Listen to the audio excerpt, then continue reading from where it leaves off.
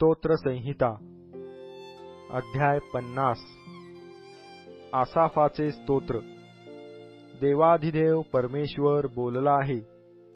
त्याने सूर्याच्या उगवतीपासून मावळतीपर्यंत पृथ्वीला हाक मारली आहे। सौंदर्याचा केवळ कळस असा जो सियोन डोंगर, त्यावरून देव प्रकाशला आहे। आमचा देव येत आहे, तो उगा राहावयाचा नाही। त्याच्या पुढे अग्नी ग्रासित चालला आहे।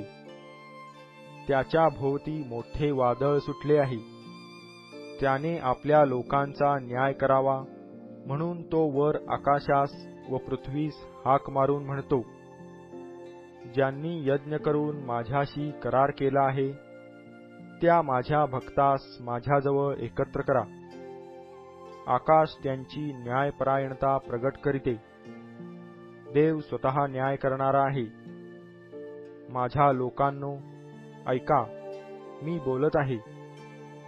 हे इस्रायला, मी तुला प्रतिज्ञापूर्वक सांगतो, मी देव, तुझा देव आहे।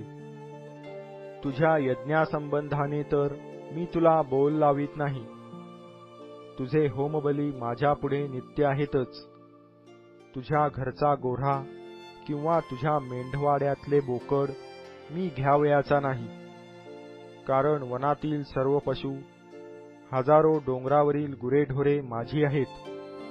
डोंगरावरील सर्व पाखरे मला ठाऊक आहेत, आणि रानातील प्राणी माझ्या लक्षात आहेत। मला भूक लागली तरी मी तुला सांगणार नाही, कारण जग व जगातले सर्व काही माझे आहे। बैलाचे मांस मी खाणार काय? बोकडांचे रक्त मी पिणार काय?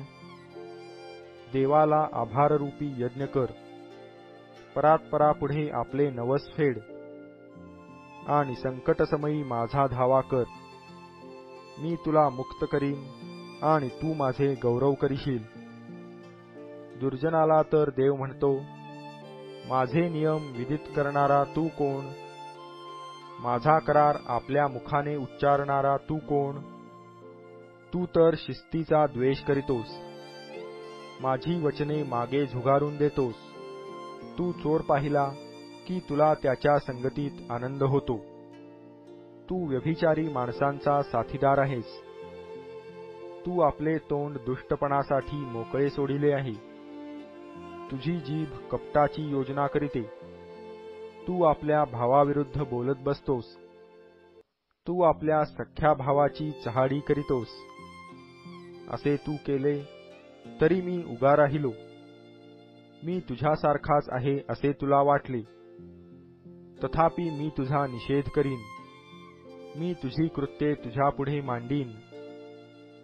अहो देवाला विसरणाऱ्यांनो, ह्याचा विचार करा, नाहीतर मी तुम्हास फाडून टाकीन।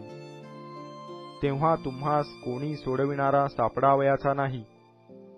जो आभाररूपी यज्ञ करीतो, तो माझे गौरव करीतो, आणि जो सरळ मार्गाने चालतो, त्याला मी देवाने सिद्ध केलेले तारण प्राप्त करून देईन।